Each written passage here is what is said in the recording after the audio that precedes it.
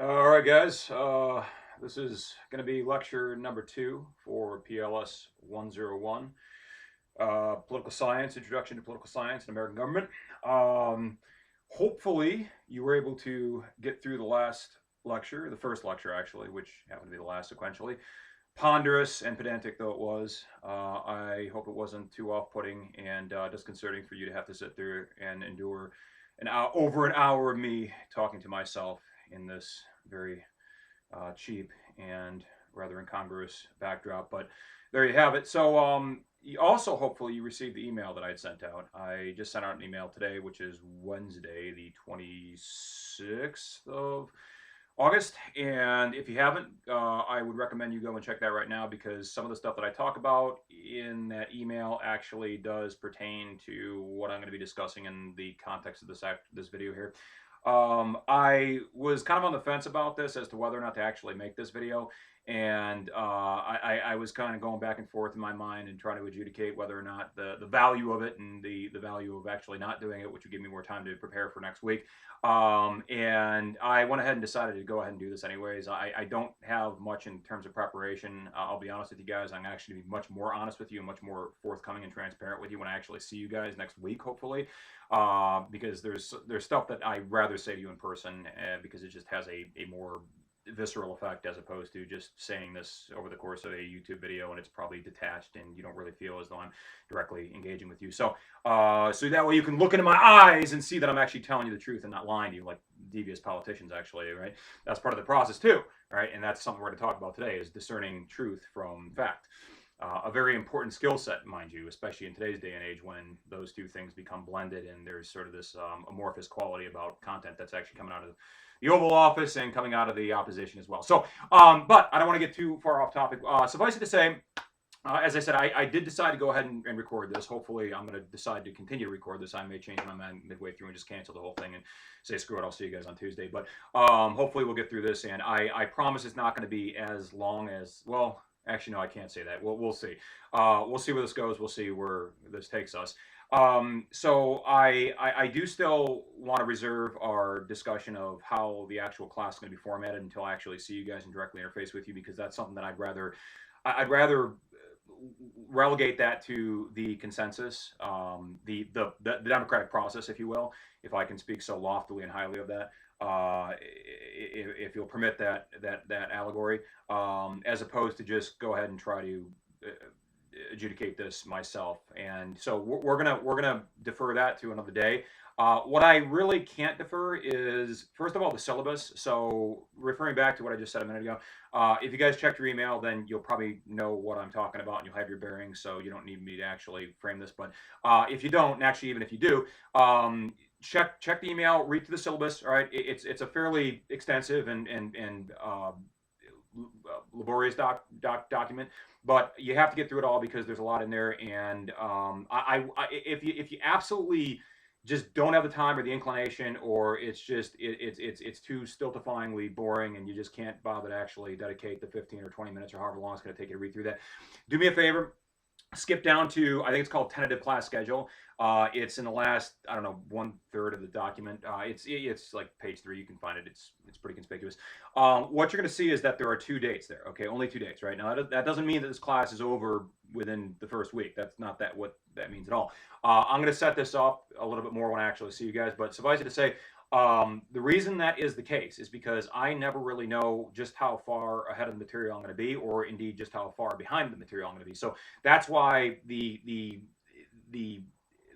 schedule is so indefinite in its quality, and it is speculative, right? Because our future is itself speculative and contingent upon just how much progress you make in any given course, in any given class session, and that itself is going to be contingent upon just how dialectical this process is. Which brings me to a second point. Okay, now if you did have the opportunity to read that email, okay, this will be a bit of a recapitulation of stuff that I already said to you. But for those of you who didn't, and again, indeed for those who did, there is this thing called a book, right? No, it's not just. I mean, it is a book, but it happens to be our book, right? Which is even more important and probative for you. It's called The Democratic Debate, all right? And here I'm gonna. This is not an advertisement for the bookstore or indeed the publisher, who I think is Cengage on this. I should probably. Oh yeah, it's Cengage. This is not an advertisement. I don't really. Well, I shouldn't say I don't really care whether or not you guys actually spend your money on this. I should say I don't care how much money you spend on it, and I don't really care where you actually get it from.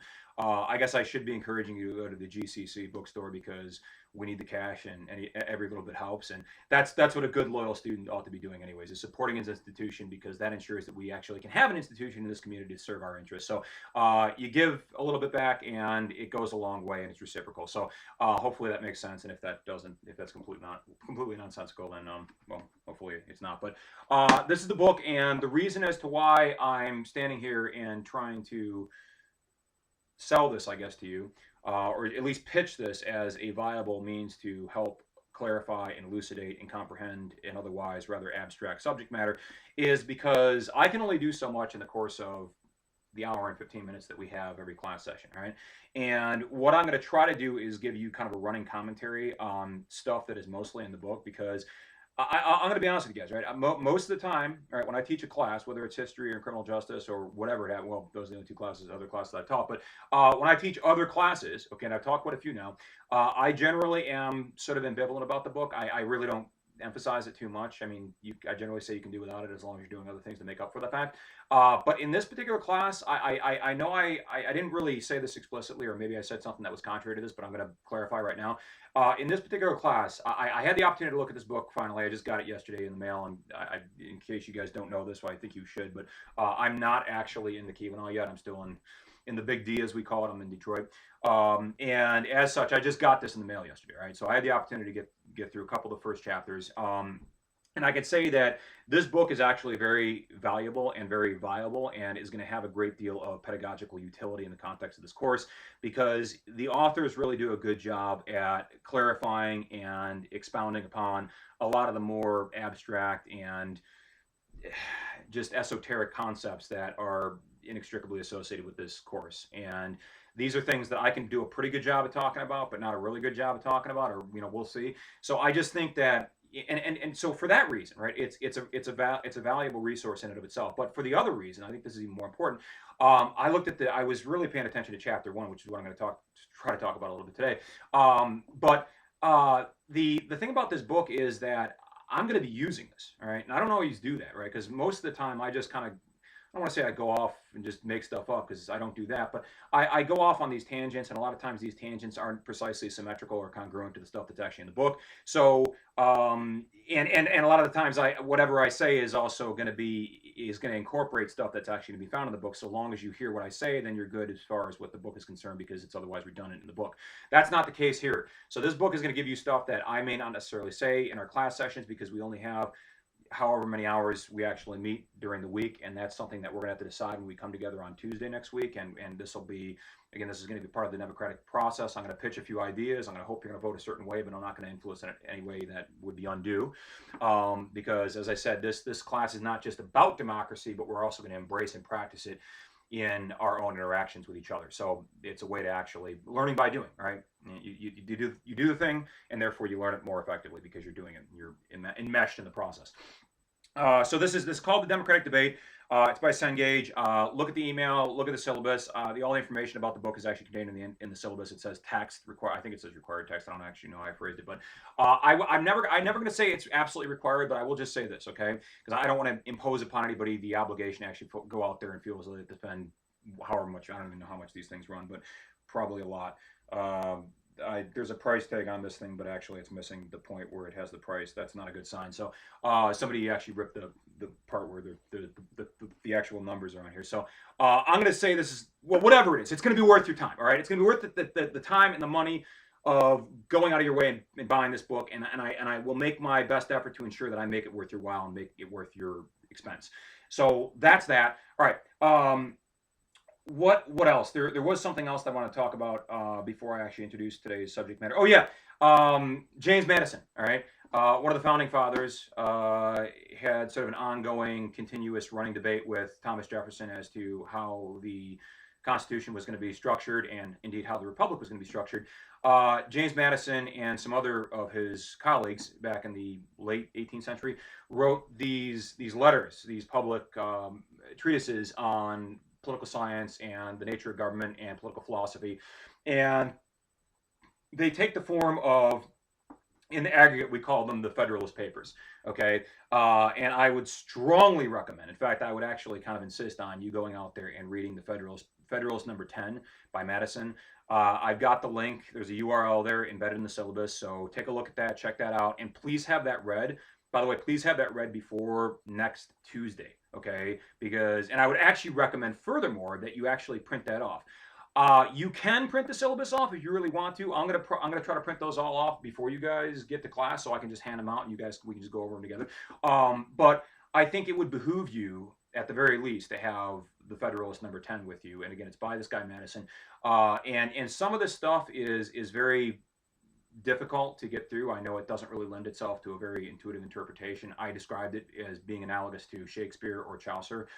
If you know anything about English literature, or even Shelley, or Byron, or whoever it is, the poets and the great English literary minds, it's like reading that stuff because it was written in a time when the English vernacular was not fully developed to the point that it is now. So it's a bit anachronistic and it's a bit difficult and it's a bit ponderous, and I understand that. So one of the things that we're going to do when I actually meet with you guys is I'm going to go through and I'm going to try to do a sort of a transliteration, a translation of this paper, because some of it does require some translation. But in the meantime, what I want you to do is I want you to focus on those questions that I asked. I think I asked a couple of questions. I asked, what is the point that Madison is making? What's he talking about when he talks about factions, right? What does he mean by that? What is factionalism? What is that in the context of his writings?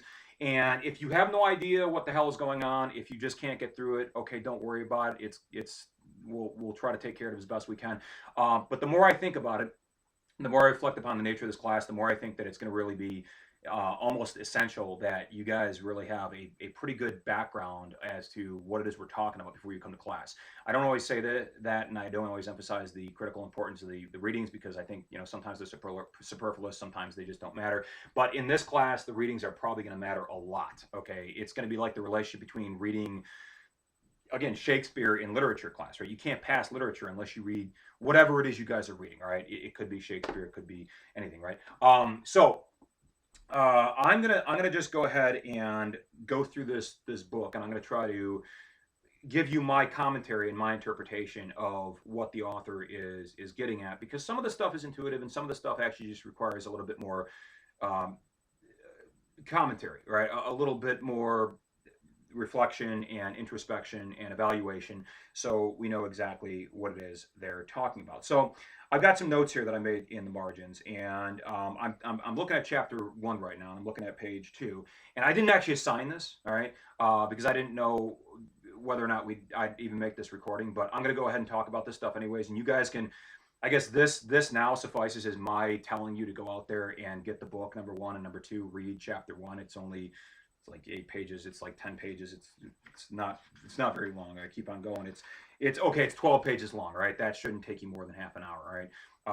It took me a little bit more than that, but I was writing a bunch of notes in here. So anyways, what is the author talking about? So one of the things that the author begins to talk about, they are talking about the fact that democracy in its present form in contemporary United States is not really a pure democracy in the sense that it's unadulterated, right?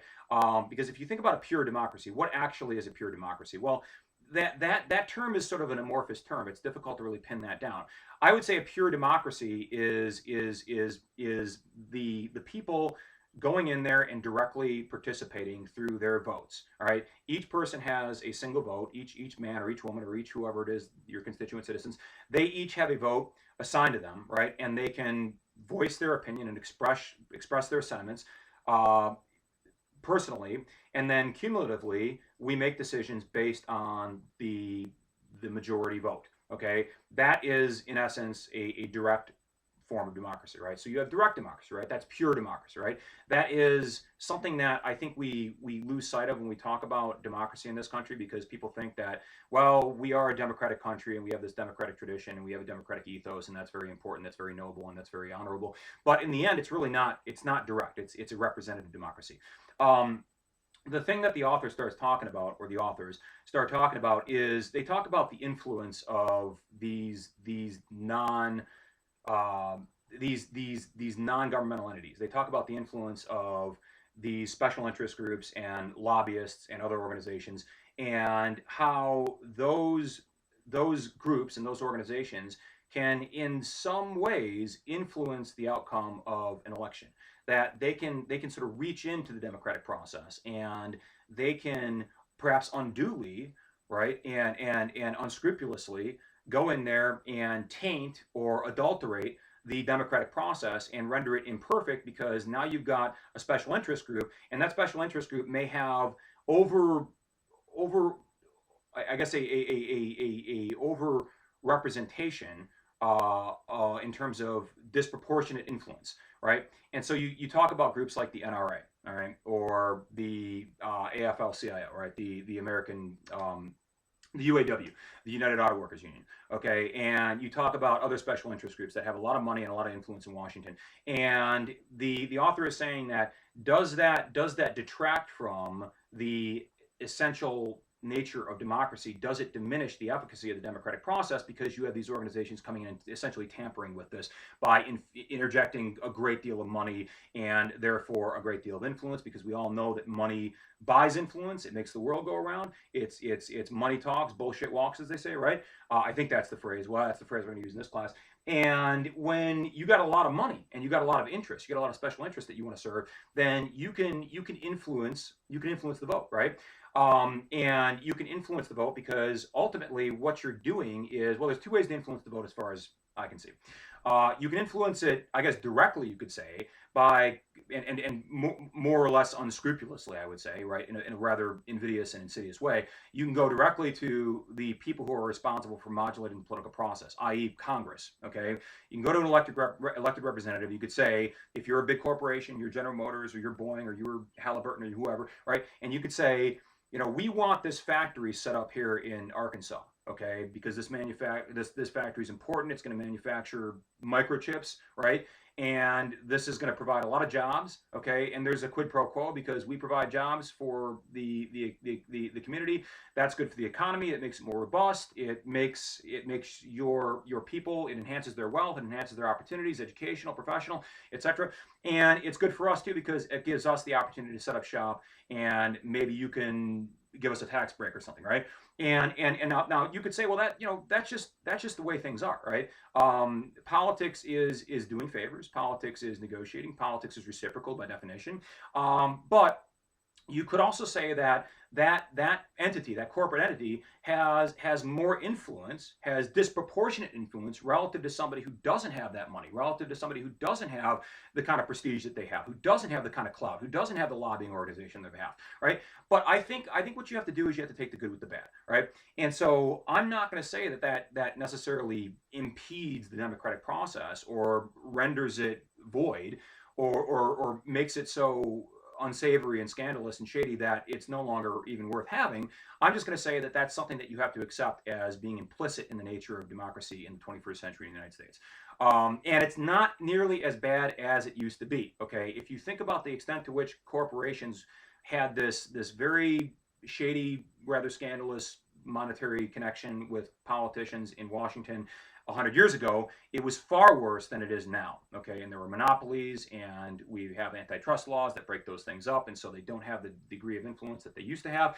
But still, this is a very salient point, and the reason why I think it's very important is because even though we have antitrust laws, and even though corporations are supposed to be restrained to a certain extent in terms of how much they actually how much funds they interject in the political process, you think about a company like Facebook, right, or a company like Google, right, or a company, Alphabet actually, which owns Google because Google is a subsidiary now of Alphabet. And you think about somebody like Mark Zuckerberg, or you think about Jeff Bezos and Amazon, right? And you ask yourself, are there ways that they can influence the political process other than just throwing money at senators or congressmen or lobbyists, right? Are there ways that those corporations, through their proprietors, can influence the political system in a way that might be a little bit more subtle and covert, but yet nevertheless it has some tangible impact? And I would say yes. The answer to that is absolutely so, right? And I would say this is the more indirect influence, right? So going to somebody in Washington and just throwing cash at them, right? Just going to their office and just throwing down a fat briefcase full of hundies or thundies, if you like, right? And just throwing that on the congressman's desk, because my dad's desk here in this this baller office that he's got rather looks pretty congressional. Okay, I mean, you could be a congressman sitting up there in that leather chair. It's a boss chair, right? It's definitely a boss chair. I feel kind of like a boss just because I got the background here. I don't look like a boss, and I probably don't sound like a boss, but I have the boss ethos and the boss aesthetic that surrounds me.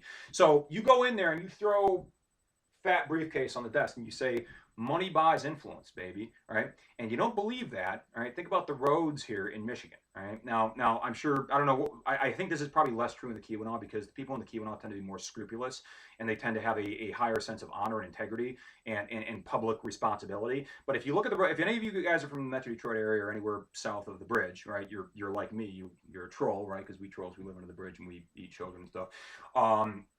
We we're followers of Kim Kardashian and we embrace popular culture. That's the problem with us down here. The other problem is that it's a little bit more shady in terms of the nepotism that propels and impels the way in which the government actually operates down here on the municipal level, on the county level, and even on the state level. And if you look at the road contracts down here, okay, you look at how people build roads, right? They don't build them up to standard, right? Or they build them to a standard that is I would say entirely unacceptable, because every year, and I just saw this today. I just drove down to Southfield, which is a suburb of metropolitan Detroit because that's where my gym is at, and I was on the way down on this road called Telegraph, and they're doing construction, and they were just doing construction about 8 months ago, not 9-10 months ago, in that same place on that same road, doing essentially the same thing. Okay, now what does that say? Well, that says that the people who are actually getting the road contracts from MDOT, the Michigan Department of Transportation, aren't building the roads correctly, right, up to a standard that is satisfactory so as to ensure that those roads are durable and resilient and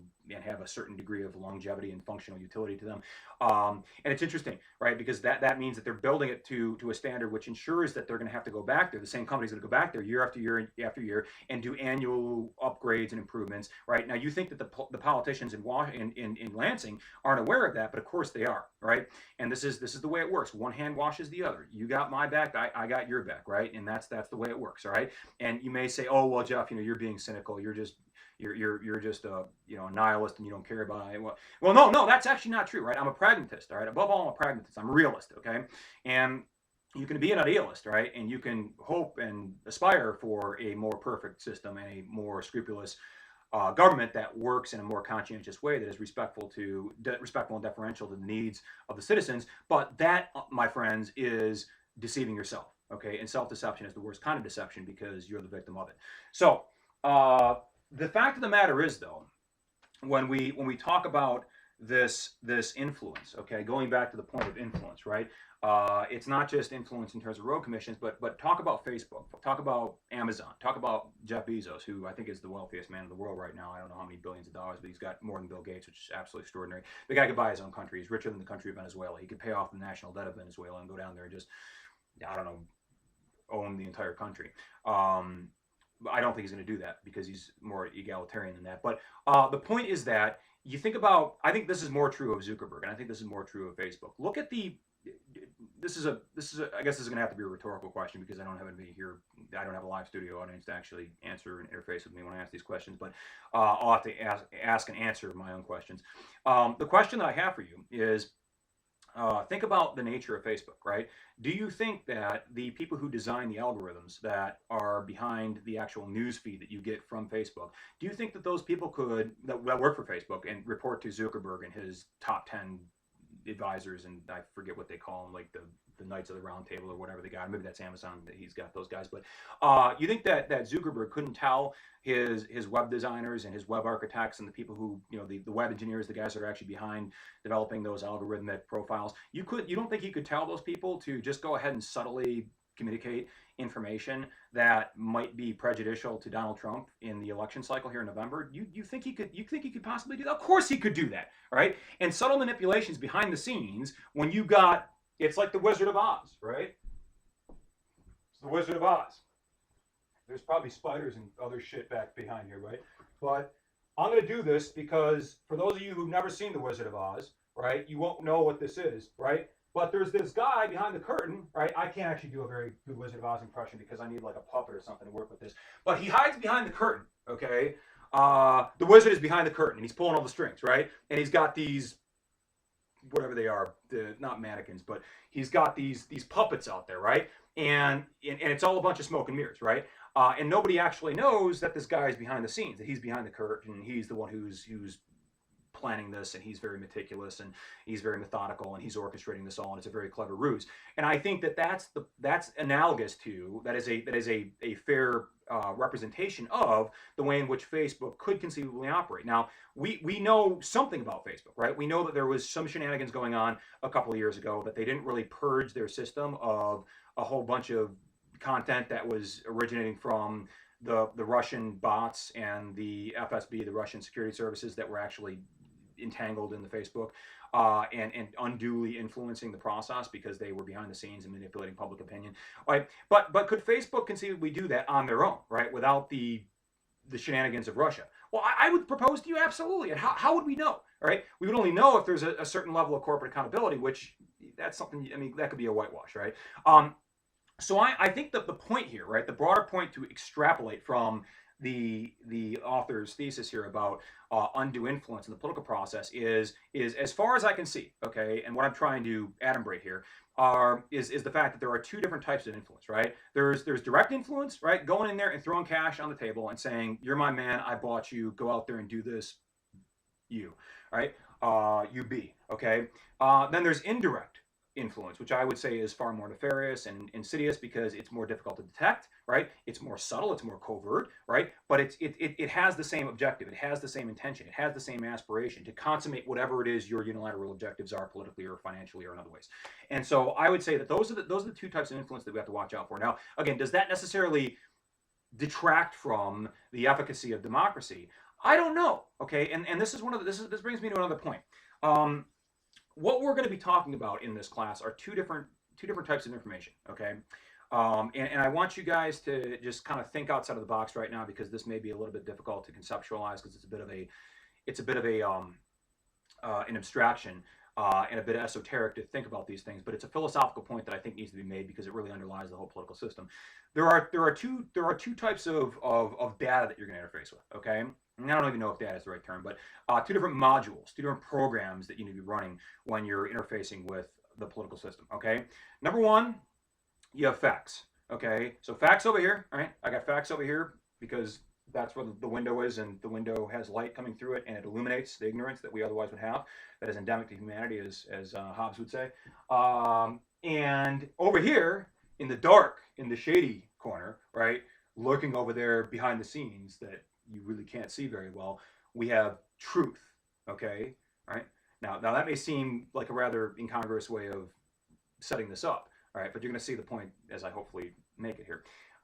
Facts, right? When we deal with facts, facts are objective. Facts are something that you can quantify and qualify and ascertain as long as you do your due diligence, right? Facts are again objective, right? You can't now you can misconstrue and misrepresent the facts, right? But then they're not facts anymore, right? Because you're convoluting them. You're making a contrived effort to deliberately misconstrue something that, you know, in its original form had some tangible factual value. All right. So facts are important, okay, because they tell what's actually happening on the ground, right? Now, on the other side, you have truth, right? And if you've ever taken a philosophy course, they talk a lot about truth, right?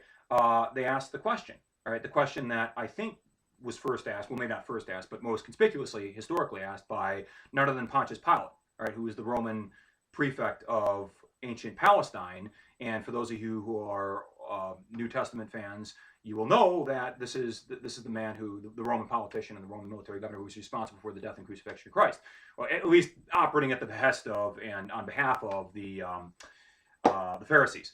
But Pilate turned to his wife, Lucretia, or whatever her name was, or Lucilla, I think her name was, and he said, as he was in the process of deliberating whether or not to actually have this guy crucified, he said, "Quo est veritas?" Okay, Lucilla, quo est veritas? Right? Quo est veritas? It's Latin. All right, sounds pretty neat, right? I like the way it rolls off my tongue. I like the way it sounds. I like the way it even looks when I say it. Right? Quo est veritas? I'm going to say it one more time. Quo. All right, I'm going to stop saying it. Quo est veritas means what is truth? Okay, important question. It may seem like an intuitive question, but it's not, right? And the reason Pilate was asking that is he's talking about what evidence he has to actually rely upon and to adjudicate the fate of the one they call the Messiah. Okay, and he ends up as, well, we know how that worked out, right? Not very well for Jesus Christ. Now, quotas veritas in our perception, right, or in the way that we're going to frame this, our conceptual paradigm means something. I guess it means something similar, but it's getting at a different point, right? So when we ask, well, we're not going to ask quotas. I don't expect you guys to learn Latin or even know what the hell I'm talking about when I ask that. Well, you can know it now because I defined it. But when we ask what is truth, right? Truth is, in the political process, right? Truth is whatever I say it is, okay? And the difference between truth and truth over here, right? Shady, unilluminated, right? Facts coming out, emanating from the light, right? Because it illuminates ignorance, right? Truth is something that is subjective, okay? Truth is something that is subjective in the sense that it is subject to the influence of the person who is espousing a particular truth claim, right? And it is also subject to the subjective interpretations of the people who are actually hearing it and receiving the information, which is another way of saying that. Well, let me give you an example because I think this will be demonstrative of the point. I can say America is a nation. Okay, the United States is a nation, right? Is that a truth claim or a fact claim? Well, that's a fact claim, right? I mean, unless you want to say that the United States actually doesn't have sovereignty, it's not a sovereign. I mean, I don't know how you refute that, right? You have to be pretty ignorant to be, or pretty devious actually to be able to refute that effectively, and pretty inventive as well. But that's a fact claim, right? That is a statement of fact, right? The United States is a nation. Now, if I come in here and assert that the United States is a great and glorious nation, okay, well, that's a truth claim because I'm saying something about the nature of that fact. I'm qualifying that fact in a way that is subject to my interpretations and subject to your willingness to either embrace or to refute those interpretations. Now, I could come in here and say, the United States is a shady country, well, it's like those countries that Donald Trump thinks are. Well, you know what he thinks about certain countries, right? Now this becomes a problem in interfacing with the political narrative, right? The political rhetoric that is coming out of any party, either party, both parties, right?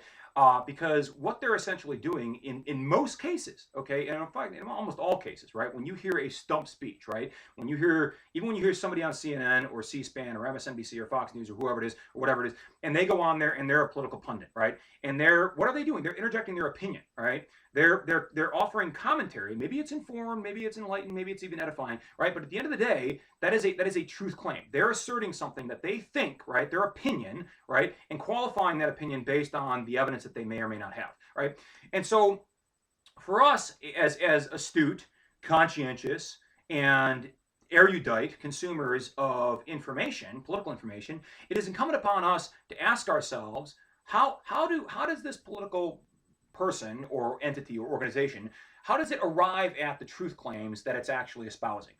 Okay, now another example would be political mantra, okay, political rhetoric, political platitudes, okay? If you think about how most politicians speak in the 21st century, right, and indeed the 20th century and all the way back since time immemorial, they speak in a very platitudinous way, all right? What is a platitude? Go out there and look at Google search, right, for platitude is using a term that doesn't really have a definitive meaning, okay? It's something that intrinsically lends itself to a subjective interpretation, right? So if I say something like, right, let's have a great time in this class, okay? Well, that means different things to different people. For some of you, that might mean, well, let's actually not have to listen to Jeff because I can't bear to have to listen to this guy because I can't understand what he's saying half the time, and he seems to be a bit of a narcissist because he likes to talk about himself and he wears these douchebag security T-shirts when he's doing his narration, and I don't like the backdrop, and right, we're gonna have a great time. May for some people, a constituency here may mean, hey, let's not do any class, right? Let's just read the book and let's just come back here and let's take a test in 16 weeks, right? And that. But for other people, that may mean, well, let's actually really immerse ourselves in this process, right? Let's get down and dirty with this stuff, okay? And let's engage and imbricate ourselves as much as we possibly can, right?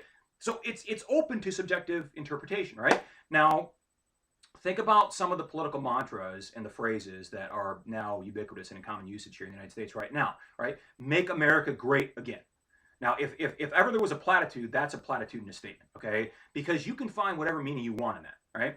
And that's I'm not denigrating, right, or attempting to disregard, disrespect the function of that phrase, right? I'm saying it's a good phrase, right? Because it means all things to all people, okay? Or it can mean all things to all people, right? I mean, make America great again could mean lock her up, right? It could mean put the immigrants in those internment camps and throw away the key and forget about them, to hell with them, right? Or it could mean let's revitalize the economy, let's be strong on national security, let's ensure that we maintain some semblance of order and justice and bring those hooligans in the streets to justice, right? I mean, it could mean a lot of things, right? But that's the point. It means different things to different people. And that's why the people who are behind Donald Trump, his publicists and his PR people, and the people who are doing the polling behind the scenes, they come up with these, I think, very ingenious phrases, right? And make America great again. I'm not just picking on Trump, right? Because I'm going to pick on everyone in this class, right? I don't mean picking on you guys. I mean, I'm picking on everyone metaphorically and everyone more generally. Everyone, politicians, right? Because they all deserve to be picked on because they're like lawyers, right? In fact, truth be told, most politicians actually are lawyers. If you look at the history of the presidency of the United States, well, actually, recently, Obama was a lawyer, Clinton was a lawyer. I think Carter and Ford were lawyers, but Reagan wasn't, Bush wasn't, H.W. Bush wasn't, and certainly our esteemed commander-in-chief at present is not a lawyer. He's anything but. But there's a reason as to why there is a very strong and indissoluble connection between the law and politics, right? Often one thing sort of anticipates the other, and one thing predisposes you to be successful in the other, right? Knowing the law is essentially a tool, an analytical tool that will help you interpret the law and understand the framework for which the political game is actually played, right? The rules of the game, so to speak, going back to what I said initially in the first lecture, if you actually got through that. So the point though about platitudes, right? The point though about, and again, these are truth claims, right? What does it mean when you say these things? Well, it could mean anything. It could mean different things to different people, and oftentimes that's the nature of the game. That's what it's supposed to be, right? How about this? What if I said? We are going to implement hope and change. Okay, you guys remember this from 2012? All right, actually, it was 2008. It was his first campaign, right? Obama ran on the mantra, the rhetoric of hope and change, right? What does that mean? Well, again, that might mean certain things if you're a progressive person. It might mean certain things if you're a moderate. It might mean certain things if you're a radical Republican, right? It means different things to different people. Now, I'm not begrudging politicians for using these very clever, very witty, very functional utilitarian phrases because they help out, right? They help people conceptualize the political issues in a way that resonates with them personally. And unless you actually personally find the political process to be appealing to you, then you're not going to participate. And so it's important to essentially implore people, motivate, inspire them by using these platitudes, by using this very subjective rhetoric, this ubiquitous subjective rhetoric that is open to interpretation, because otherwise people are going to say, if you just come out there and explicitly say what you mean, right? And very few politicians, if you guys watch the debates, right? Think about this, okay? When you watch debates, right? When Biden and Trump go head to head and Harris and Pence go head to head, right? You're going to see a lot of devious and mendacious discussion, right? You're going to see a lot of words that are not precisely defined, right? Or you're going to see a lot of sentences and a lot of sentiments that are not really precisely consonant with the facts, right? Because the point is not to get pinned down on anything, because that means that if you're pinned down on an aspect of policy, right? And I go out there and I say I'm going to rework the welfare system, or I'm going to be more of a socialist, and I'm going to cut taxes for the middle class, and I'm going to raise taxes for the 1%, and I'm going to do X, Y, and Z. Well, then you're held accountable once you actually get into office, and then you have a higher standard of accountability. And because if you don't do that thing, right, then you're going to look bad in the long run. And so it helps. It's helpful for a clever and witty and strategically thinking Machiavellian sort of politician. Machiavellian just means that you're good at manipulating people and using them for your own unilateral advantage without actually having them know that without having them to get wise to your game, okay? But if you're a good, clever Machiavellian strategic politician, then your best game, right, the best A game that you can put on is to ensure that you're using terms that are very ambiguous, that are very amorphous, and are very euphemistic. And that's actually another thing that we need to talk about is the euphemization of political language, right? Because what does it mean when I say a euphemism? Right? A euphemism is just to say that you have a way of saying something that isn't very precise. Okay, you have a way of sanitizing a certain topic, right, or making it more palatable, right, rendering it in a way that makes it resonate more strongly with people because you're not actually saying what it actually means, right? So, an example from history that I can think of, and I'm going to use a lot of examples from history because that's actually what I am. Right, before I'm a political science person, right, or political art person, or government person, I'm a historian. Um, the Nazi regime in the 1930s, late mid 1930s and 1940s, they had a program of genocide, which eventuated into what we all remember with great pathos and sadness as the Holocaust. And the language, the vernacular of the genocidal program that the Nazis actually implemented was extremely euphemistic. Okay, they never said in their paperwork, in their documentation that they had when they're talking about Auschwitz and Treblinka and Maidanek and all the other places, they never once said we're going to kill the Jews, so we're going to kill whoever, the gypsies and the homosexuals and the radicals and the communists and everybody else and everybody who resists Nazism. Well, they never said that, right? What they said is something much more ambiguous. We are going to subject them to special treatment. We are going to process these people. Okay, process these people. What does processing mean? Well, I mean, they knew what they were talking about, but if somebody actually came across those documents, I mean, of course you would infer it contextually, and you'd be able to discern for yourself what they're talking about, unless you're a complete idiot. But that's one of the points of euphemistic languages. It's like a code. It's like a special code, right? And it's like the markers, right? You guys remember the markers? I don't know if you can buy these anymore, but there's special markers, right? And maybe they're crayons. No, they're markers. They can't be crayons. They're special markers, right, or pens, right, that you write in, and they have magic ink, right? And I could go on the board and I could write, I don't know what I'm going to write. I'm the best political science professor ever, and you all you best recognize that. And I could wear my magic glasses, and I'd be the only one who's actually able to see that, right? And so that's kind of what euphemism is. It's code for those who are actually in on it, right? And that's to say that only a certain subset of the population is on it. All right, I got to move along here because we're spending way too much time on one particular subject. Now, the author on so we've covered exactly one page so far, right? And this is why I'm saying that the book is fairly instrumental. But I would think that even if you don't have the book, because I'm so, I guess, systematic in my approach to going through this, you probably, well, I don't want to say you don't need it. We'll talk. Well, how about this? We'll just reserve this conversation for another time and another day because that's what I said I was going to do anyways. Moving on to page 3. All right. Yeah. By this rate, we'll be through the first chapter by the end of the semester. So on page 3, the authors are asking this fairly, I don't know, this fairly amorphous question. What is democracy? Okay. And then he gets they get to the point in the second paragraph. They say, throughout history, advocates of elite rules have argued that ruling is too difficult for ordinary citizens. Okay, and then they go on to say elites dominate many political systems, including communism, aristocratic, and even democratic forms.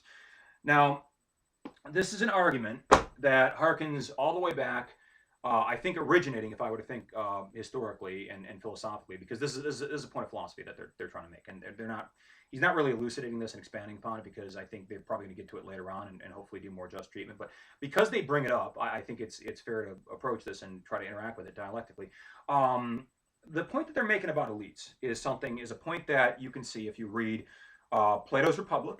Okay, and I don't know how many of you guys have read philosophy or been exposed to philosophy in an academic context, but or Cicero, Marcus Tullius Cicero was a 5-time consul of Rome, great general, great political man of letters, a great speaker, a great brilliant rhetorician, and a great lawyer, but a philosopher as well. And he wrote in De Res Publica, right, which is just on the Republic. Latin for on the Republic. He wrote in this treatise, which is a political treatise, kind of like Machiavelli, like I was talking about. He wrote about the nature of truth and justice and the most ideal political system. Okay, and then if you follow these writings into their more modern iterations, the theme that is being consistently enunciated and elucidated is one that is picked up later on by actually Marx talks about this. Lenin talks a lot about this. I guess who else talks about this? I got to go to my notes. I'm sorry, guys. I'm losing my train of focus. Oh yeah, Thucydides talks about this. Not that that's very important because we're not going to talk a lot about Thucydides in this class, but so this is the point that these guys are trying to make, okay, and the point that the authors, these other guys, right, the philosophers and the authors, the point they're trying to make is that when you have a political system, when you have a democratic system, I should say, uh, which does implicitly lend itself to the voice of the people being expressed through whatever the mechanisms are, whether it's direct democracy, whether it's representative democracy. You always have this trap door that lurks beneath. Okay, you always have this concern that's lurking in the background beneath the veneer of the facade of democracy, pure democracy, and what that concern is that, well, it's twofold, it's multifaceted, it's two-tiered, it's bifurcated. Number one is that what about the people, right? This is a question that involves, necessitates rather, me going down here and sitting over here on the corner of the desk, as I sometimes am inclined to do, because it's a more philosophical question, so it requires some pondering. Okay, and hopefully you guys can't see that I'm not wearing shoes, but I don't think you really care. I'm wearing pants. That's what's important. Um, what is what is the problem with democracy in its raw form, in its raw and its purest and its unadulterated form? Well, Plato would have said, and indeed Cicero would have echoed him, and Thucydides would have also said this. The ancient philosophers, right, the ancient political philosophers, would have all been in concurrence on this point, and they would have all said essentially the same thing. They would have said the fundamental problem is that you can't trust the people. You can't leave democracy to the impetuosity and the impulse of the people, because we are fundamentally, we people, we human beings, are fundamentally so constituted in our nature, innately and intrinsically, to be human. Right? We're only human. Okay. There's that show on Netflix that used to be on the BBC. It's called Being Human. It's kind of a stupid show. I recommend you don't watch it because you have better things to do with your time than that. But being human, right? What does it mean to be human? Well, we're Homo sapiens, or partially evolved primates. We're not fully evolved. We're not fully perfected. And as such, we have in us a certain degree of passion, okay? Passion and prejudice. And those passions and those prejudices and that emotional flexibility and fluctuations subjects us to the vicissitudes of our own intrinsic nature, which means that we modulate truth and we modulate facts and we modulate and arbitrate things that ought to be just purely rational decisions through a calculus that is not entirely divorced from emotions, right? And so if you're somebody who really thinks about the nature of human nature, I mean, I hate to put it so crudely as that, but I can't think of a more eloquent way to say it. But the nature of human nature is such that, again, we are only human, and as humans, as partially evolved primates, one chromosome away from a chimpanzee. That's why we look the way we do, and that's why we like bananas, I suppose. Um, but we have certain propensities, okay, and one of the propensities is to obfuscate reason and obfuscate logic, pure logic, in the interest of the affairs of the heart, you might say, right, in a way, or you could just say that we are subjected to the influence, the undue but inexorable influence of our emotional inclinations, right, and emotions get in the way of justice and truth, okay, and I mean truth, facts, I should say, right, and doing justice to those facts, and ensuring that the truth that we adhere to and the truth that we implement from a political standpoint is truth that is fair, is well conceived, and is carefully arbitrated and implemented in a way that's most consistent with the interests of everybody, right? That's something that many people are intrinsically dispossessed of. They don't have the capacity to do that, and that's the point that many of these ancient philosophers like to make. It's a fair point. It's a good point. It's a point that resonates with me. It's a point that I hope is going to resonate with you after I get done with my spiel here. But the point, I think the point here is that if you presuppose a priori that human beings are impetuous creatures, and impetuous just means that we gravitate towards things that interest us at any given moment, right? We're subject to faddism, okay? We're subject to following the herd, okay? We don't necessarily sit down and think about things analytically, and we calculate things through and we anticipate all the possible outcomes, and then we make a decision based on that. We don't do that, right? We jump the gun, so to speak, right? And we make decisions in haste oftentimes, right? And that results in well, I think there was actually a quote from Aristotle on this. He said hasty decisions are oftentimes unwise decisions, okay? Which is true. Now, if that is the what the material that we have to work with, right? The human resources, right? That underlies the foundation of the democratic process, right? You're only human. We have a bunch of humans that get together. All right, what's the problem with that? Well, as I said, the first problem is that we cannot necessarily trust the people to make the decisions in a way that is conscientious and well conceived and implemented in such a way that gives consideration to all the necessary interests involved, because people are most inclined to be selfish, to pursue their own selfish interests, and unilaterally so, right? And oftentimes to the detriment and deleteriously to the influence of the people around them. That's, again, that is a statement of statement of biology, okay? And you cannot run from or argue with your biology. I mean, that's something that is as inescapable as the air that we require to breathe, right?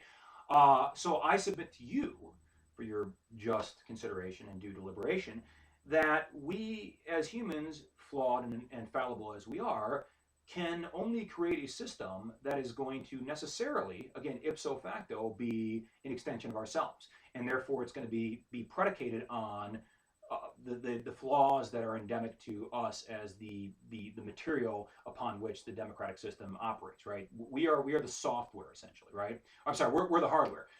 Democracy is the software, right? You're running democracy. You're running democracy beta, okay? V 2021, okay? But we, in other countries, they're running oligarchy beta, right? They're running the next version, next iteration of autocracy, right, or dictatorship, right? That's the software. The hardware is humanity, is human beings and the minds that we are endowed with. And so, I think that's the first point. The second point, and hopefully that's not too esoteric. Hopefully that's something that you guys are able to understand and apprehend and assimilate yourselves to. And if you're not, give me a shout. Okay, you guys got my number because I put it on the syllabus. That is my personal number. I'll get to this when I actually see you guys in person. But or send me an email. Don't text me because I actually still use a flip phone, and even though I'm highly adept at doing the thumb keypad thing, it just takes too damn long. So that's the first point. The second point is that certain people have certain qualities that make them exceptional. Okay, you have people that are exceptional at science. You have people that are exceptional at mathematics. They just intrinsically understand these things, that it comes naturally, and they're very adept at doing the things, the pursuits, the intellectual pursuits that require that kind of innate predilection. You have other people that are endowed with the capacity to persuade and to articulate and to invigorate the interests and the passions, inflame the passions of their constituent fellow citizens. Now that's a concern. Okay, that's a concern for these philosophers. That's a concern that Plato was talking about in his Socratic dialogue. And the Socratic dialogue is just a sort of an allegorical, it's a theoretical exercise, right? It's a theoretical dialectical exchange between Socrates and Lysimachus and some other maybe real people, possibly just inventions of Plato's mind. We know Plato existed. Whether or not Socrates actually existed, we think probably he did, but it doesn't really matter. But the Socratic dialogue that they engage in is meant to elucidate the nature of justice and the nature of the ideal political system. And the problem that Plato prophesies and anticipates is, and again, this is a theme that is endemic and systemic and recurrent throughout the course of political philosophy as it reaches its various iterations throughout history, is that you got people that are very, very good at deceiving. And we tend to call those people psychopaths. Sometimes we use this misnomer. We call them sociopaths. And if you actually know anything about psychology and sociology, well, psychology, you'll know that there's this reference manual. I don't know if my dad has one because he's not a psychologist. He's a doctor of osteopathic medicine or interventional radiologist. But if you were a psychologist or a psychiatrist, you'd have this reference manual. It's called the Diagnostic Statistic Manual number 5, I think is the latest edition. And it talks about psychopathy, right? Now, Plato and Aristotle and Thucydides and et al. Didn't know much about psychopaths, right? They didn't know the clinical definition of what criteria actually qualifies somebody as a psychopath. But what they did know is that there are people out there in ancient Greece wandering around, just as there's people out here in modern day contemporary United States wandering around, that are very good at being mendacious and deceptive and devious and getting other people to do what they want without really trying very hard, because that's just innate to them, okay? And some of those people use that, it's like a superpower, okay? Some of those people use that superpower for good, right? They go out there and they become priests or rabbis or men. I can't necessarily say that being a member of the clergy is a good thing anymore, ipso facto, because sometimes it's not. but they ostensibly they go and they dedicate themselves to something that is altruistic, an altruistic purpose. Or you could use that superpower for more devious purposes. And you could be a very effective and clever and persuasive liar and somebody who's very deceitful and just naturally. And most people aren't able to discern for themselves whether or not you're actually being devious and deceitful because they can't tell the difference. Now, this is the thing one of the points that I like to make about Trump versus Hillary back in 2016 is that I always said, all right, and I continue to maintain that, and I don't know if it was the first, I'm sure I wasn't the first person to say this, but I always said that the reason I would have voted for Trump, I shouldn't tip my hand down this, but I don't really give a shit at this point, is that he was a much worse liar than Hillary. Hillary was very, very good, naturally mendacious. She learned that from Slick Willie, Bill Clinton, who was the president, as you know, for 2 terms. And you can't trust somebody that is naturally, just intrinsically imbued with the capacity to be dishonest because it comes naturally for them. And I've known people like this. I've had an ex-girlfriend that was exactly like this, right?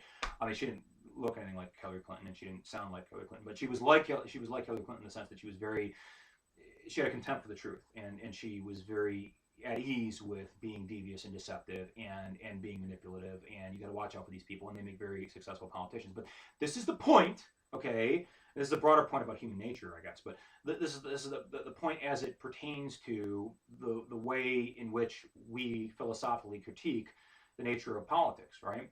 The nature of democracy. I got to be careful about the terms here. The nature of democracy, right? Because democracy is always going to implicitly and intrinsically lend itself to the influence, the undue perhaps influence of people who are very good at articulating themselves and inducing others to see things the way they want them to see things.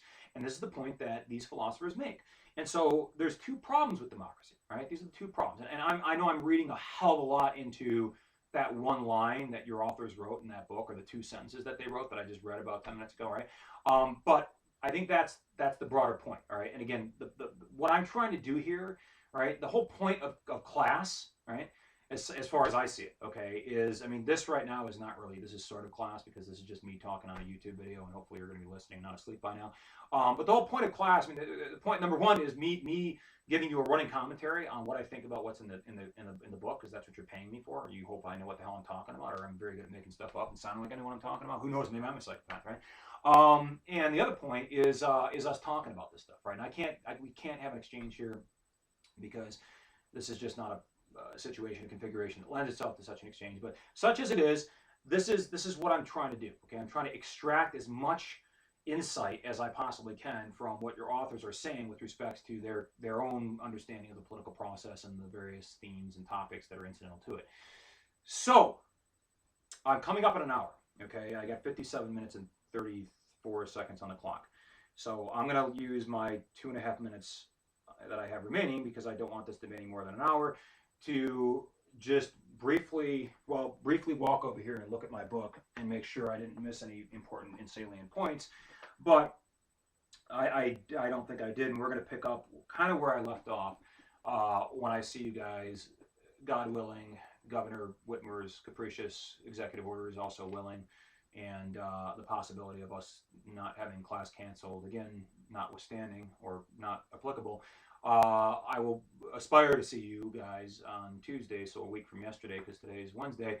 And I would tell you this, right? Let me just reiterate and reinforce real briefly, because I think I'm done with the substance of today's lecture, because we're coming up in an hour, and I can't expect you guys to listen to me for any longer than that. Get this book. Again, if you're just tuning in now, you missed a lot, and go back and use your mouse and click on the first part of this video and restart it, because you missed a whole hell of a lot. But if you're just tuning in, the most important thing to take away from this lecture is that this book is valuable, and you should go out and pay whatever money they're charging. No, that's not actually the most important point. That's a secondary point. But it's called Democratic Debate. Right? It's 6E, which just means the 6th edition, the 6th version of this book. They usually change like 2 words in it, and then they republish it again so they can charge more money to the publishers. And it's a good book. It's got a lot of good information here. I've only read the first 2 chapters because, like I said, I just got this thing in the mail yesterday. But it will be worth your while to have this book, and I promise that I'm going to be making use of this book throughout the term. And if I lie to you, Again, refer back to this video. You got me on video. You got me on record saying that this book is important, saying that this book is going to be something that we're going to utilize. And actually, I gotta get out of here because, guys, I got a delivery that's actually coming here in the next 10 or 15 minutes that I got to look out for. It's actually a FedEx truck that's going to be down on the road here, so I got to go and chase that guy down. So that's another reason we're coming up on 59 minutes and 34 seconds anyway. So hopefully none of you feel as though I've done you a disservice by not giving you more than an hour, but I think this is probably more than enough. And certainly, hopefully, not more than enough than you can actually listen to at one time. But thanks for listening. Thanks for tuning in. I'd really appreciate it if you give me the thumbs up. I know maybe I'm being facetious about that, but go ahead and give me the thumbs up, right? I took the time to record this video. I said I was possibly not going to do it, and I went ahead and did it. So at least you could do. It's a click away. It's a mouse click away. Think about how easy that is, and think about the gratification that I will derive from that if I see that you guys are clicking on my video and giving me a thumbs up. I'll appreciate that, right? Okay, thanks for listening. Thanks for watching. Have a great day. Be safe out there. Stay away from COVID, and don't get at any parties where people aren't wearing masks.